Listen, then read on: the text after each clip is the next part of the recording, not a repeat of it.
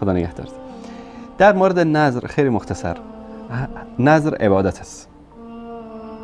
در سوره انسان الله سبحانه و تعالی در تعریف بندگانی که به الله سبحانه و تعالی ایمان دارن، یک از صفاتشون یوفون بالنذر، به نذرشون چی میکنن؟ وفا میکنن. نذر عبادتی است که انسان بر خودش فرض میکنه و نذر باید در احکامی باشه که مخالفت الله و رسولش نباشه. در مثلا کسی نذر بکنه که شراب میخوره، خب این نذر باطل است. اما کسی نذر کرد که نماز میخونه، نذر کرد که حج میکنه، نذر کرد که عمره میکنه، نذر کرد که عبادتی رو انجام میده، باید به نذرش عمل بکنه.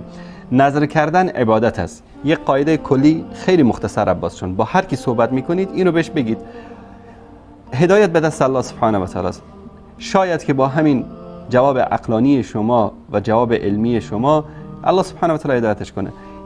در این که نظر عبادت است هیچ کس شک نداره. اگر کسی اومد گفت نظر عبادت نیست، با اون حرفی نداریم، انسان احمقی است که نمیفهمه داره چی کار میکنه. اما اگر کسی به این اعتقاد باشه که نظر یک نوع عبادت است، عبادتی که قربتا الی الله انجام میشه، هر عبادتی که برای غیر الله انجام داده بشه کفر است، انسان از اسلام خارج میکنه. نماز برای غیر الله کفر است، حج برای غیر الله کفر است، عمره برای غیر الله کفر است، روزه گرفتن برای غیر الله کفر است، ذبح کردن برای غیر الله کفر است، نذر کردن برای غیر الله کفر است. پس نذر چون عبادت است، عبادت باید برای الله سبحانه و تعالی صورت بگیره. بگه پروردگارا من نذر میکنم که اگر مشکلم حل شد مثلا 100 رکعت نماز نفل بخونم، باید بخونه، بعد به نذرش وفا بکنه. اینا میگن نذر امام حسین، نذر امام حسن، نذر حضرت علی، نذر بیبی فاطمه، نذر فلان، نذر فلان. آیا اینها این نذر ابوالفضل رو که انجام میدن یا نذر امام حسین، نذر امام حسین رو بگیم، نذر امام حسین انجام میدن، هدفشون اگر قربتا الی الله هست پس نذر باید به خاطر خدا باشه، نه برای امام. اگر برای امام است هدف چی است؟ یعنی میخوان برای امام ثواب برسه یا برای خودشون ثواب برسه؟ اگر میخوان برای امام ثواب برسه، امام نیازی به ثواب شما نداره. اگر میخواید برای خودتون ثواب برسه، امام حسین صلاحیت اینو نداره که به شما ثواب برسونه. پیامبر میگه که قل لا املک لنفسی نفعا ولا ضرا، بگو که من مالک نفع و ضرری برای خودم نیستم، چه برسه برای شما.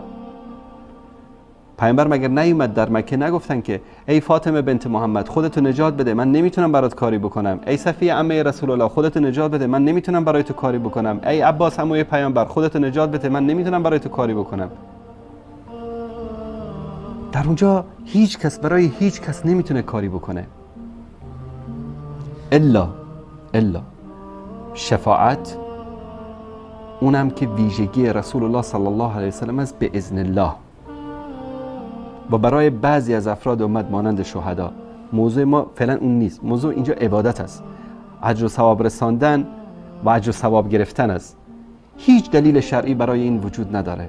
نظر اگر عبادت است بعد فقط برای الله سبحانه و تعالی انجام بگیره، اگر عبادت نیست که با اونا کاری نداریم. اگر عبادت نیست، یک انسان احمق خودش رو اومده در مشقت انداخته، پول خرج کرده، کاری رو داره انجام میده که هیچ ثوابی هم براش نداره. اما اگر که عبادت میدونی که لایق اجر و ثواب باشه، این عبادت رو برای کی داری انجام میدی؟ برای الله، پس برای الله فقط باشد. اگر کسی دیگری رو آورده شریک الله قرار دادی. مانند کسی بیاد بگه که بار الله من نماز میخونم، 2 رکعت نماز نفل میخونم به خاطر خدا و به خاطر فلان. خب این انسان مشرک شد، کاری که مشرکین مکه انجام میدادن. لات و عزات و منات رو واسطه بین خودشون و خدا میدونستن. این رو آقا عباس عزیز همیشه در نظر داشته باشید که اگر نظر عبادت است فقط برای الله، اگر عبادت نیست با اونا کاری نداریم. اگر برای ائمه انجام میدن، ائمه به ثواب اینا نیاز ندارن و نمیتونن به اینا اجر و ثوابی برسانن.